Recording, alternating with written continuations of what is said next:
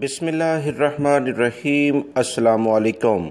20 مئی 2021 کے لحاظ سے سعودی وزارت صحت نے وبائی مرض کرونا کی اہم ترین رپورٹ جاری کر دی ہے۔ دوستو، پچھلے جتنے دنوں میں بھی کیسز آ رہے تھے، آج سب سے زیادہ کیسز آئے ہیں۔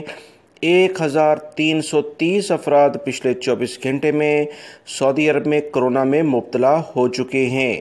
سعودی وزارت صحت وزارت داخلہ نے انتہائی تشویش کی بات کرتے ہوئے بتایا کہ یہ وبائی مرض کرونا میں اچانک بڑھاؤ احتیاطی تدابیر سے لاپرواہی کو ظاہر کرتا ہے، معاشرے کے بارے میں سخت اقدامات کرنے پڑیں گے۔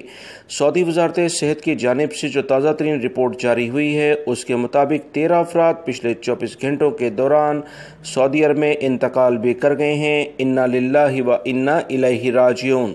وزارت صحت کی رپورٹ کے مطابق 1055 افراد صحت یاب ہو کے اپنے گھروں کو بھی روانہ ہو گئے ہیں۔ دوستو، رپورٹ کے مطابق ریاض ریجن کے بعد اب مکہ المکرمہ ریجن بہت زیادہ متاثر ہوا ہے، بلکہ ٹاپ لسٹڈ آ گیا ہے۔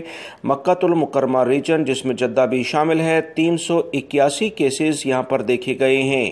350 کیسز ریاض ریجن کے لیے ریکارڈ پر آئے ہیں۔ ایسٹرن ریجن جو دمام کے علاقے ہیں، 161 کیسز ہیں۔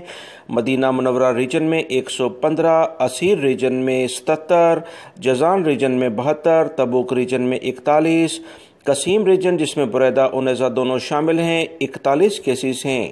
حائل ریجن میں 32 کیسز دیکھے گئے ہیں۔ نجران ریجن میں 27 ہیں اور البہا ریجن میں 13 ہیں۔ ناردرن بارڈر کے علاقے میں 13 کیسز ہیں۔ الجوف ریجن جو سکاکا کا علاقہ ہے، اس میں 7 کیسز ہیں۔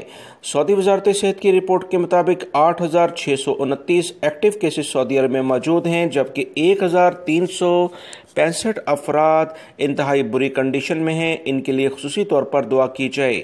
دوستو، فلائٹس کھلنے کی کچھ امید ہونے کے ساتھ ساتھ کرونا دوبارہ سے پھیلنا انتہائی تشویش کی بات ہے۔ تمام لوگ احتیاط کریں۔ ویڈیو لائک کر کے شیئر بھی کیجیے گا۔ السلام علیکم۔